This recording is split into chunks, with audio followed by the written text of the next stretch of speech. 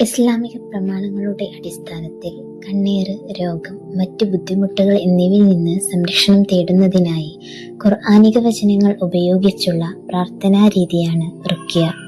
ഖുർആനിലെ വചനങ്ങൾ പാരായണം ചെയ്ത് വെള്ളത്തിൽ ഓതുകയോ ശരീരത്തിൽ തടവുകയോ ചെയ്യുന്നത് പ്രവാചകൻ മുഹമ്മദ് നബി സല്ലല്ലാഹു അലൈഹി വസല്ലമ പഠിപ്പിച്ചിട്ടുള്ള കാര്യമാണ്. ഇതിനെ റുഖ്യ ശർഇയ്യ എന്ന് വിളിക്കുന്നു. സൂറത്തുൽ ഫാത്തിഹ, ആയത്തുൽ കുർസി, സൂറ അൽ ബഖറയുടെ അവസാനത്തെ 2 വചനങ്ങൾ, സൂറത്തുൽ ഇഖ്ലാസ്, സൂറത്തുൻ നാസ്, സൂറത്തുൽ ഫലക് എന്നിവ 3 തവണ വീതം ഓതണം. ഓരോ തവണ ഓതിക്കഴിഞ്ഞ ശേഷവും വെള്ളത്തിലേക്ക് ഊതാനാണ് നിർദ്ദേശിച്ചിരിക്കുന്നത്. ഈ പ്രവൃത്തികൾ ചെയ്യുന്നത് കേവലം വെള്ളത്തിന്റെയോ മറ്റോ അത്ഭുത ശക്തി കൊണ്ടല്ല, മറിച്ച് അള്ളാഹുവിന്റെ കാരുണ്യവും സംരക്ഷണവും ഖുർആനിക വചനങ്ങളിലൂടെ തേടുക എന്ന വിശ്വാസത്തോടെയായിരിക്കണം. ഓതുമ്പോൾ അതീവ ശ്രദ്ധയും ഭക്തിയും ഉണ്ടായിരിക്കുക എന്നത് പ്രധാനമാണ്.